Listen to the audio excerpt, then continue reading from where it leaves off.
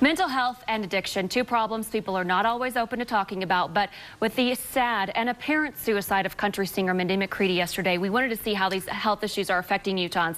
We have therapist Michael Desjardins from Journey Healing Centers. You're joining us today, and you're also a psychiatric nurse practitioner. Important to point out, because not only are you dealing with the therapy side, but you also can prescribe medications. So you're seeing the addiction side of this as well. But thank you for joining us.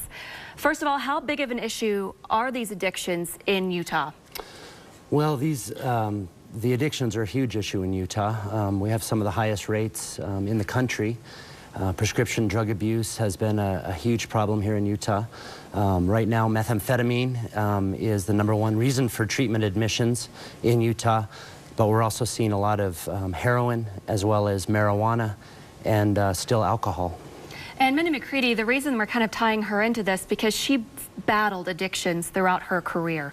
And she got help. She went to celebrity rehab with Dr. Drew, and nothing seemed to kick the habit. What needed to be done in her circumstance? Because with her, it led to suicide. What could somebody have done who's dealing with that here in Utah in their own lives, have someone who's addicted to something that's just killing them? What do you do? Well, you reach out for help. I work for Journey Healing Centers, and we have some really well-trained admissions counselors that help the families with interventionists that will actually come into their homes, reaching out immediately to help your loved one. I think one of the things that we see with treatment is that, 30 days, 60 days, 90 days isn't enough.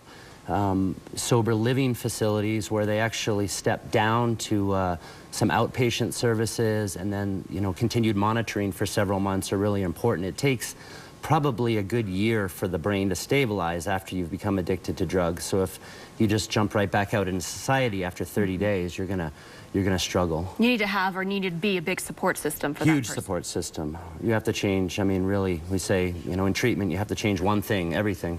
And that's really hard for people when they don't necessarily, they just think that the addiction is the only problem. And as you can see with this case, this unfortunate case, she had a lot of family issues and psychosocial issues that needed to be addressed. And I think that kept pushing her over the edge. And with this being such a big issue here in Utah, I think it's so important for people to know the signs. What are the signs that someone has become addicted?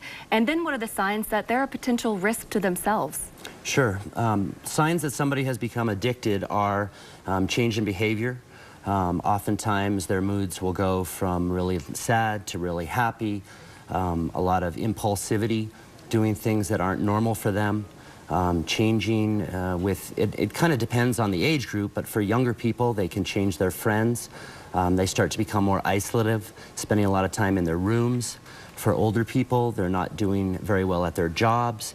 And we really need to look at more workplace programs to help people, instead of losing great, intelligent, talented people to addiction, helping them to get the addiction under control and get back to their work. And what kind of workplace programs would you suggest?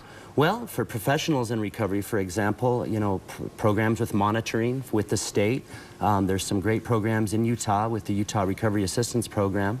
And I think all of the companies could look at some type of a monitoring program so that they have a monitoring of their employees, and they complete treatment and they come back to work with some supervision.